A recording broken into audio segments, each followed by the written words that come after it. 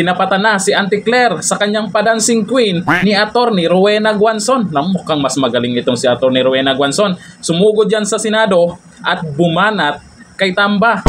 Binanatan niya yung mga gusto magpa-impeach kay VP Sara. Pero bago natin panoorin po itong si Rowena Guanzon, ito po yung padancing queen na karaan ni Auntie Claire. Ito.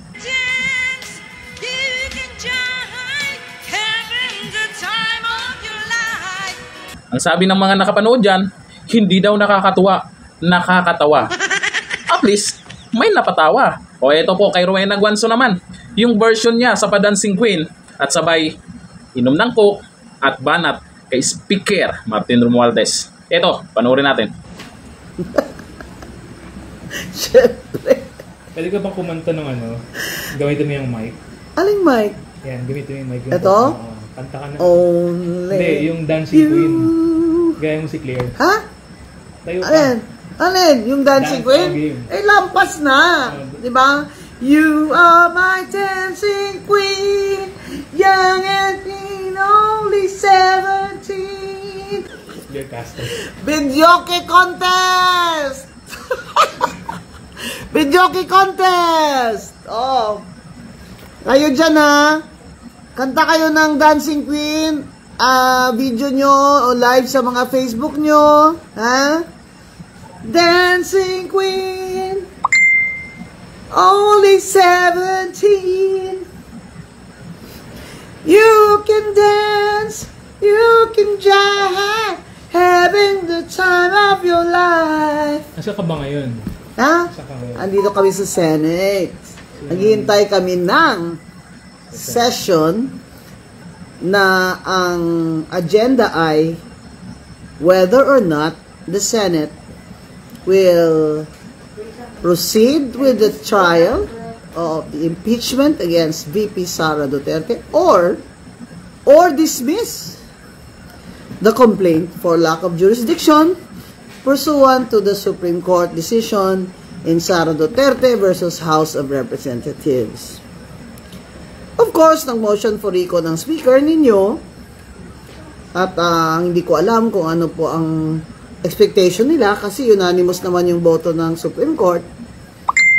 Kaya hindi naman nila madiktahan ng Senate, 'di ba? Sabi nga ni Senate President Chis Escudero sabay taas ng kilay, tila ang Kamara de Representante ay nasanay.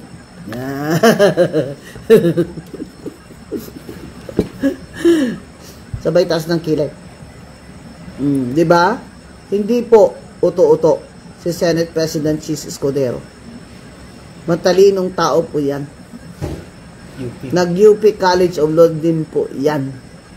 Kaya, at saka, demokrasya ito, di ba? By the last time I heard demokrasya ito, may upper chamber ang Senate, lower chamber yung House of Reps. Kasalanan ng House of Reps, minadali-dali nila yun eh. Anong sabi ng Supreme Court? Bad faith ang House of Representatives. Dahil ang naunang 3 complaint noong December 2024 ay inarchive nila. Kumbaga ay kung sa Ilonggo pa ginamos bala. Binaguog nila. Tinago nila. Kumbaga pinail lang nila na parang wala lang action, ganun. Tapos yung pang-apat, ang pinail nila na inakyat nila sa Senado. Sinabi ng Supreme Court, yung 3 yun na in-archive, that's already more than the first complaint. Ayon sa ating konstitusyon, isang impeachment complaint lamang ang pwedeng i-file laban sa impeachable officer bawat taon. Kaya kung gusto nila, February 5 o February 6 next year, pwede pa silang magsampa uli ng impeachment complaint versus VP Sara. Syempre, nagmamadali po si Speaker dahil, syempre, gusto niyang tumakbong presidente. Di ba? Sa 2028. Kaya lahat ng mga inaugurasyon, mga tulay dyan, mga CR, mga basketball court, lahat na yan, papatulan niya ni Romualdez. Sama siya kay BBM.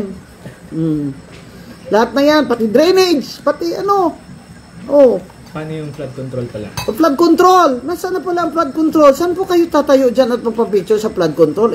Invisible naman yung mga flood control.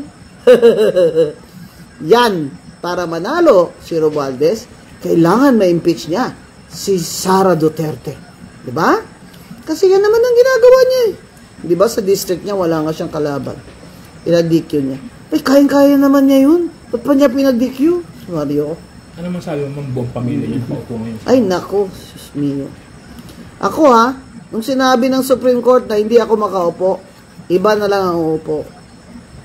May respeto. Dahil grave abuse of discretion din ang COMELEC dahil ako'y dating commissioner.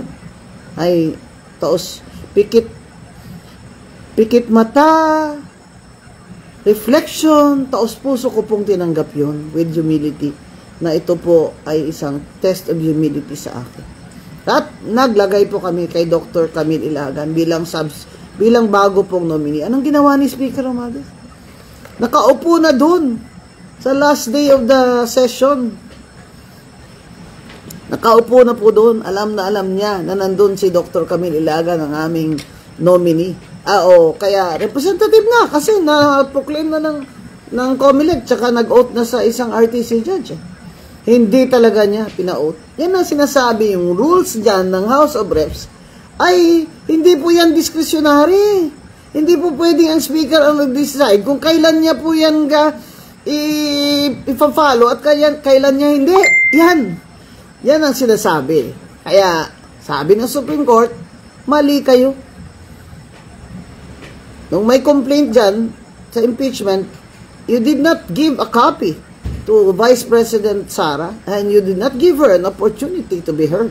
Sabi nila, bakit kami magbibigay sa kanya ng opportunity to be heard? Amin-amin lang to Amin-amin lang tong procedure namin. Amin-amin. Kung kailan lang gusto ng speaker gawin niya. In our case, P3PWD, ayaw niya kami paupuin dahil kontra Marcos ako at kontra Romualdez. Hindi niya pina-out ang aming representative. Anong sabi ng Supreme Court? Sabi ng Supreme Court, ang Bill of Rights, o kaya right to due process, ay nandyan po yan.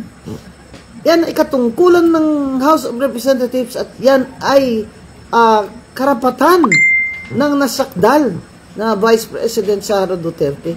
Hindi po yan nawawala ang right to due process sa impeachment. Bongga pala itong si Speaker at ang House Congressman dyan Ibig nila sabihin, pag impeachment, sila lang ang Diyos. Sabi nila, hindi na dapat nakikialam ang Supreme Court sa amin. Kasi rules namin ito pambira naman kayo Nandyan nga sa rules nyo, sabi ni Attorney Francisco, yung anak ng yung mismong Francisco versus House of Representatives na landmark case.